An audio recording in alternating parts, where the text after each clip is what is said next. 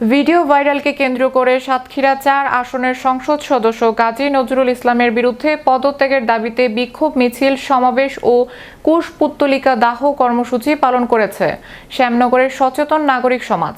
বুধবার দুপুর ১২টায় শ্যামনগর বাসস্টপ মোড় থেকে বিক্ষোভ মিছিলটি শুরু হয়ে শহরের বিভিন্ন সড়ক প্রদক্ষিণ করে শ্যামনগর প্রেস ক্লাবের সামনে এসে সমাবেশে মিলিত হয়।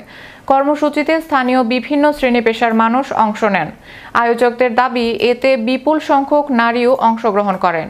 সমাবেশে বক্তারা সংসদ সদস্য গাজী নজরুল ইসলামের বিরুদ্ধে সামাজিক যোগাযোগ মাধ্যমে ছড়িয়ে পড়া ভিডিওকে কেন্দ্র করে উত্থাপিত অভিযোগের তীব্র সমালোচনা করেন এবং একজন জনপ্রতিনিধির কাছ থেকে এমন ধরনের আচরণ প্রত্যাশিত নয় বলে মন্তব্য করেন।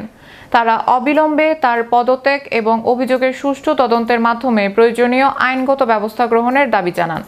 পরে বিক্ষোভকারীরা সংসদ সদস্যের কুশপুত্তলিকা দাহ করেন। এ সময় তাদের হাতে বিভিন্ন স্লোগান সম্বলিত ব্যানার, ফেস্টুন ও প্লেকার্ড দেখা যায়। প্রতিবাদকারীরা বলেন, জনপ্রতিনিধিদের নৈতিকতা ও জবাবদিহিতা নিশ্চিত করা জরুরি।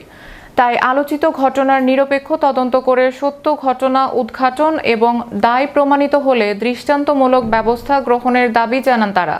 উল্লেখ্য, সামাজিক যোগাযোগ মাধ্যমে ছড়িয়ে পড়া ভিডিও এবং সংশ্লিষ্ট অভিযোগের সত্যতা স্বাধীনভাবে যাচাই করা সম্ভব হয়নি। অভিযুক্ত সংসদ সদস্যের পক্ষ থেকেও এ বিষয়ে কোনো আনুষ্ঠানিক বক্তব্য পাওয়া যায়নি। তাই বিষয়টি অভিযোগ হিসেবে বিবেচ্য।